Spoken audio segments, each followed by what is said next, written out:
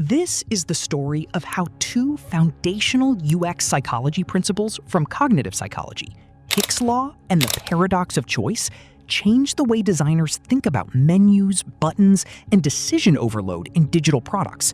These design psychology concepts sit alongside other laws of UX, like Fitz's Law and Jacob's Law, as core principles that guide user experience decisions.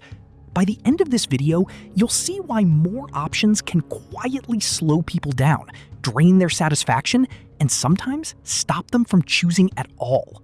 Let's start with Hick's Law, because that's the technical backbone behind a lot of UX advice about simplifying interfaces. Hick's Law, also called the Hick-Hyman Law, comes from mid-20th century experiments in psychology that measured how long it takes people to make a choice when they see different numbers of options.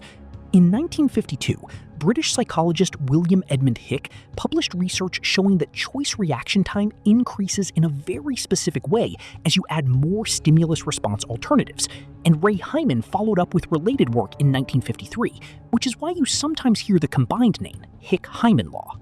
At the core of Hick's Law sits a simple equation with big implications for design.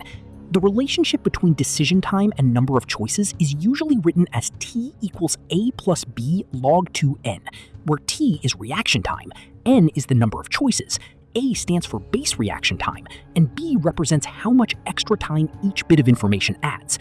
What this means in plain language is that when you double the number of options, the time cost increases, but not in a straight line, because the law uses a logarithm with base 2. But here's where things get really interesting.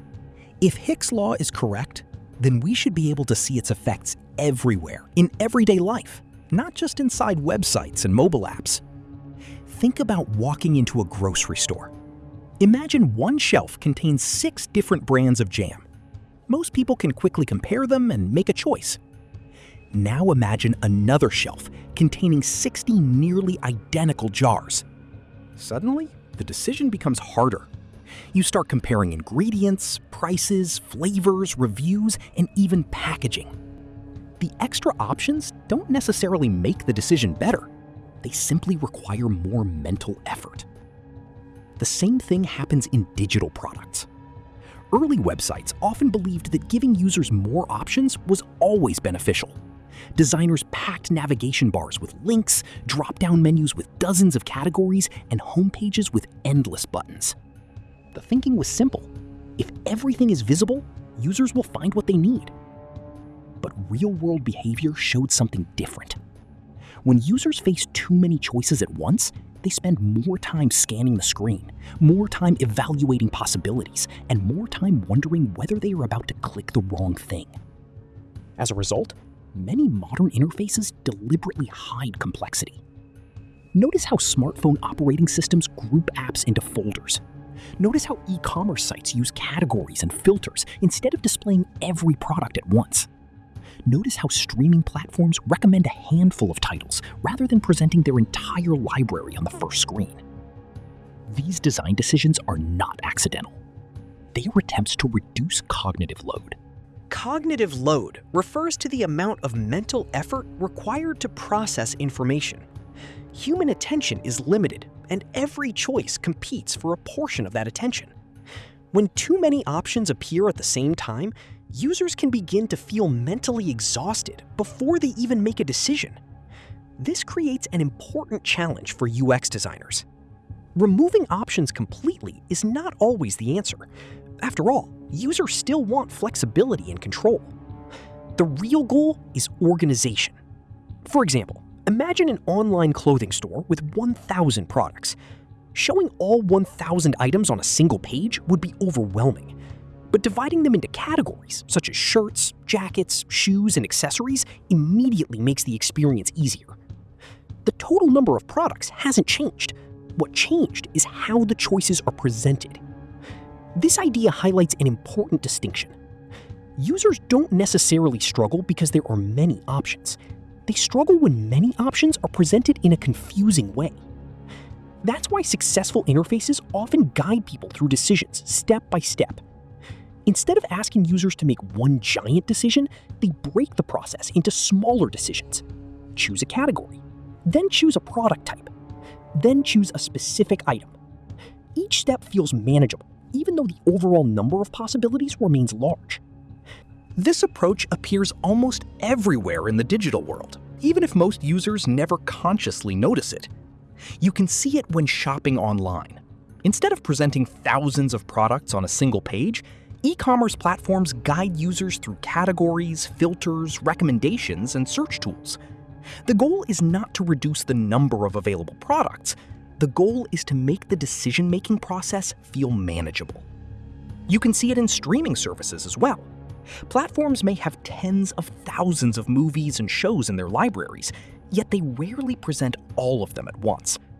Instead, they organize content into genres, personalized recommendations, trending lists, and curated collections. By breaking a massive choice into smaller, more digestible groups, they make it easier for users to find something worth watching.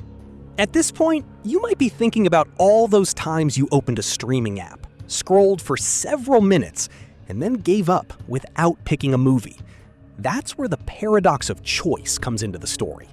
Psychologist Barry Schwartz brought this phrase into the mainstream with his book, The Paradox of Choice: Why More is Less, which Swarthmore College's repository describes as an explanation of how the hallmark of individual freedom, having many options, can start to undermine psychological and emotional well-being.